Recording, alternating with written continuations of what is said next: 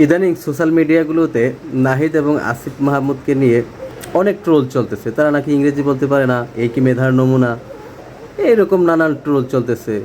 এই কি মেধাবীর পরিচয়? আচ্ছা ভাই, ইংরেজি জানা এবং না জানার ভিতরে কি সততার মানদণ্ড নির্ভর করে? যে কেউ ইংরেজি জানলেই সে সত্যনিষ্ঠ মুমিন, পাক্কা মুমিন, মক্কা শরীফের ইমাম সাহেব, এরকম কিছু? ইংরেজি জানা এবং না জানার ভিতরে রাষ্ট্র পরিচালনার কি রয়েছে? হ্যাঁ, কেউ যদি ইংরেজি না জানে সেই ক্ষেত্রে সে দোভাষী থাকে, কেউ থাকবে তার সহযোগী, সে ভাষা সে ভাষাগুলোকে ট্রান্সলেট করে দিবে ইংরেজিতে। অসুবিধাটা কি? অসুবিধা আছে? আমাদের দেখতে হবে তারা দুর্নীতিবাজ কিনা, অসৎ কিনা, সেগুলো দেখতে হবে। ফেসবুকে যেসব কমেন্ট, যেসব অকাত্য ভাষা, যেসব নোংরা ভাষা, এগুলো মুখে উচ্চারণ করা সম্ভব না।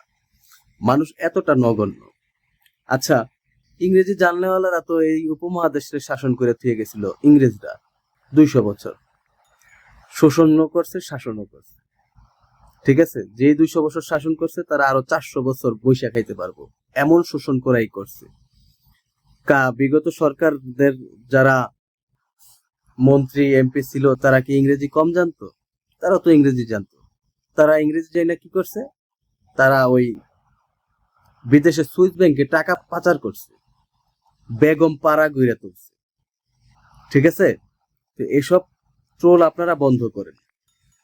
ট্রোল করার প্রবণতা থেকে আমাদেরকে বেরিয়ে আসতে হবে। এটি খুব নগণ্য কাজ। ঠিক আছে, এটি খুব নগণ্য কাজ। কিছু একটা পাইলেই সেটা নিয়ে ট্রোল, কিছু একটা পাইলেই সেটা নিয়ে ট্রোল।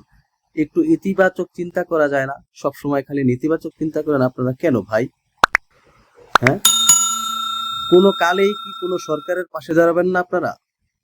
দেশের পাশে দাঁড়াবেন না কোনো কালেই না?